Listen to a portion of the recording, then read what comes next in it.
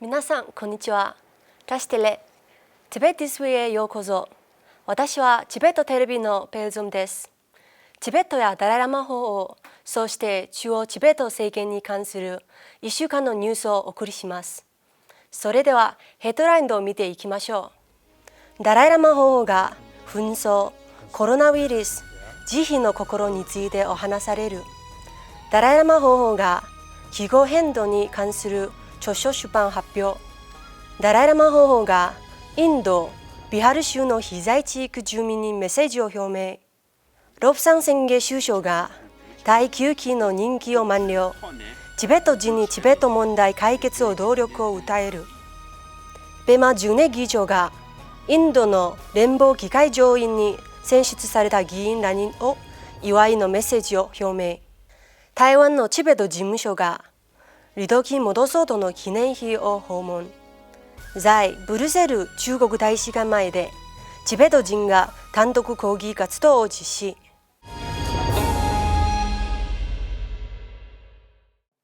ダライラマ法王は今週水曜日、アメリカ平和研究所とそのジェネレーション・チェンジフェローたちと会見を行い、紛争、コロナウイルス、慈悲の心について話し合われました。ダライラマ法王はより良い世界への楽観的な見方を示され、現代の若者たちはより心を開いて話し合うことができるので、人類全体がより現実的に見られるようになっていると話されました。若い女性参加者から世間に蔓延する不安感と付き合っていくためにどうすればよいかという質問に対し、ダライラマ法王は現実に対するしっかりとした見方ができていれば、落胆するといった破壊的感情に支配されることが少なくなります。私たちは自分の意思で外の問題を取り去ることはできませんが、内面的な世間では自分自身で寛容、許容、満足する感情を育てることができます。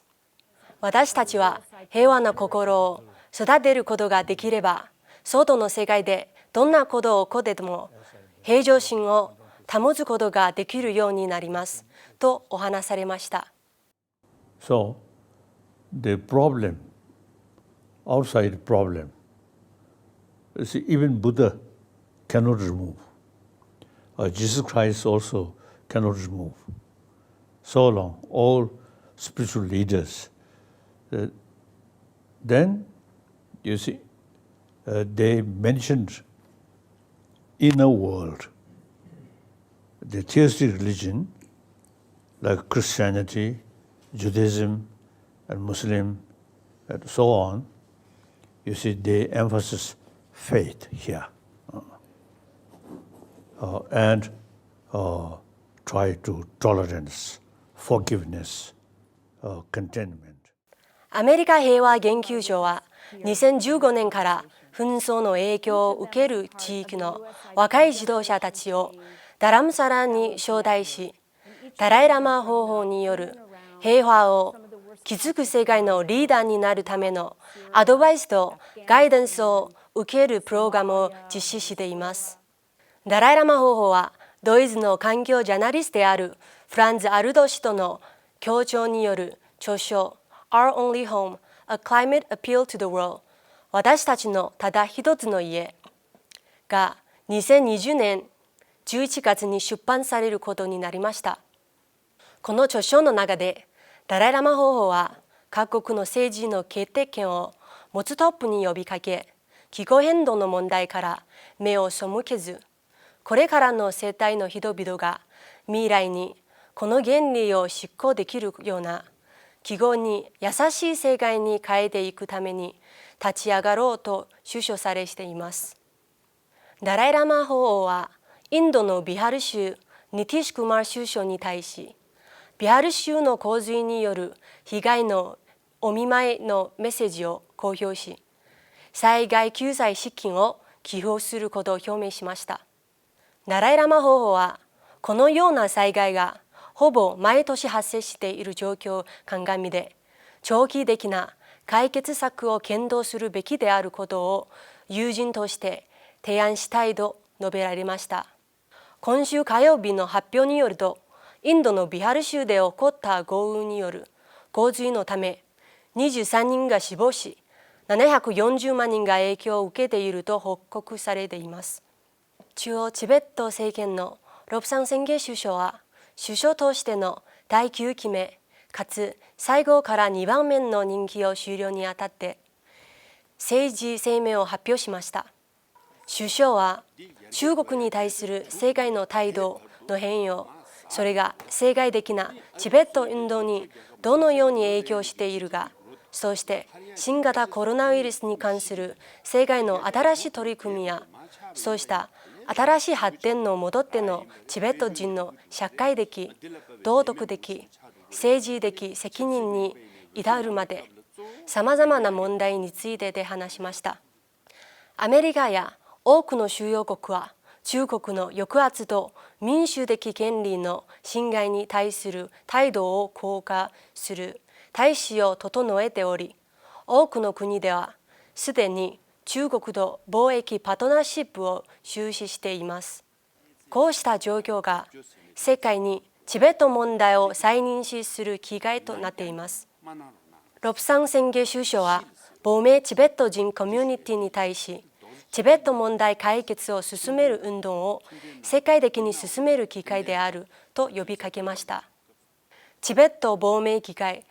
ペマ・ジュネ議長は、すべてのチベット人と第16代チベット亡命議会を発表して、インドの連邦議会上院のラジャーサバに新しく就任した45人の議員に祝福のメッセージを公表しました。このメッセージの中で、ペマ・ジュネ議長は、過去60年以上にわたってチベットの苦労や正義に対して惜しみない支援を提供してくださるインド国民の皆様とインド政府に対し、深く感謝申し上げます。また、今後もインド国民の皆様と政府には変わらぬご支援をお願いいたしますと述べています。ダワ・ツェリン氏が代表を務める台湾のチベット事務所は、今週月曜日、台湾民主化の父であるリドキー・モドソートの記念碑を訪問しました。リドキー・モドソートは熱心なチベット支援者であり、総統を務めた時代には、1997年にダライ・ラマ法王を台湾に迎え入れ、台湾にチベット事務所の設立が実現しました。この歴史的な面会は、台湾と中央チベット政権の友好関係を強化しました。ダライ・ラマ法王と中央チベット政権は先週、リドキー・モドソートの遺族と台湾国民に対し、追悼のメッセージを公表しています。ブルセル在住のチベット人、ミグマ・ツェリンさんは、祖国チベットで60年以上にわたる中国の人権侵害に注目を集めようと、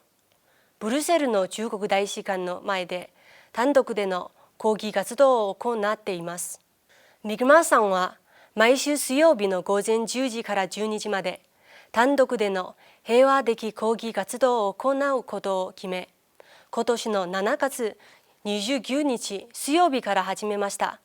1年間続ける予定です。ミグマさんは、抗議活動では活動場所を通りかかった人や、活動後に自宅に戻る途中で出会った人にリフレットを配っています。毎週水曜日は 7.4 キロにわたる距離で抗議活動を行っていることになります。今週のニュースはここまでです。次回またお会いましょう。良い週末をお過ごしください。どうもありがとうございました。